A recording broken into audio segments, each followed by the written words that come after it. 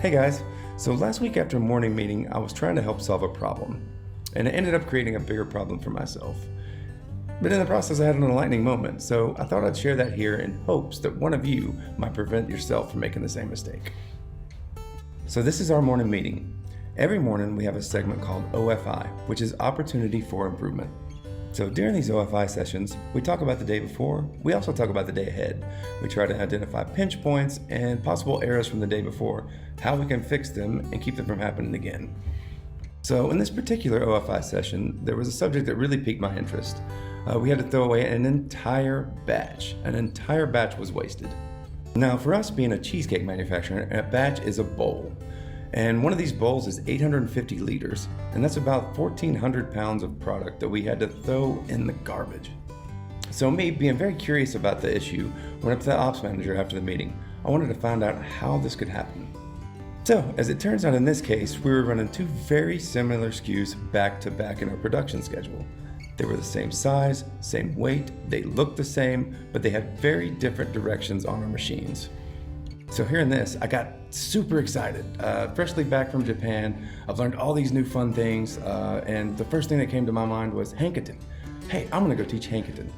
A changeover point. You know, if we'd have had this in place, if we'd have done some kind of Hankiton and poke-yoked it, then this would have never happened, right?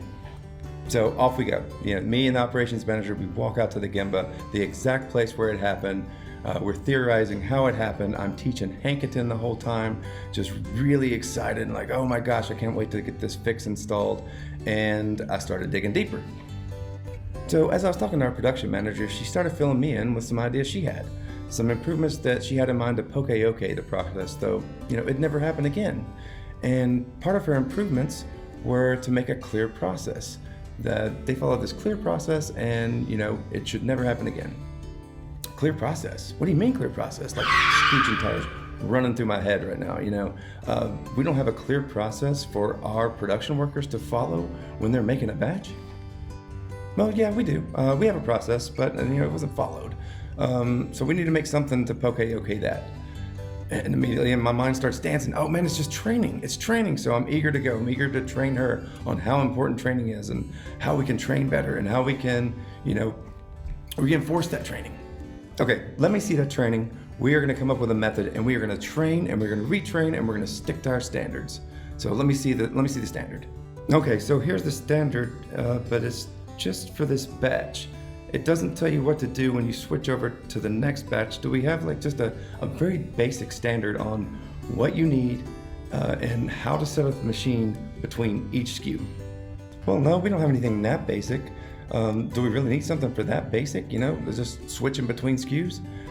Absolutely. How can we ask our Gemba workers to work within their standards if we don't have the standard? So most of you probably know where I'm going with this video by now. I was so excited to get out there and solve the problem. So excited to teach a new thing that I didn't follow my own process. All I did was create confusion and I overloaded people with information. What is our standard for solving problems?